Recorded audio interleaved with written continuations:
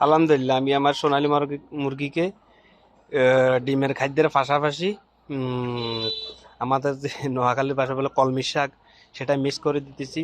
এটা মানে ডিম ফাটার জন্য এবং কি আরো তার শরীরে যে চাহিদা যে মানে কি ভিটামিনগুলা লাগে ওগুলা এই শাক থেকে মানে পাওয়া যাবে।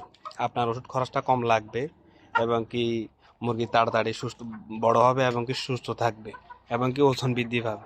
তা আপনারা সবাইকে একটা সাজেস্ট করতেছি, আপনারা দুপুরবেলা মুরগিকে খাওয়ার পাশাপাশি শাক দিতে পারেন। তাহলে এটার ভিতরে ওর পুষ্টিটা মানে পুষ্টিটা বেশি পাবে এবং ডিমের প্রোডাকশন ইনশাল্লাহ ভালো হবে।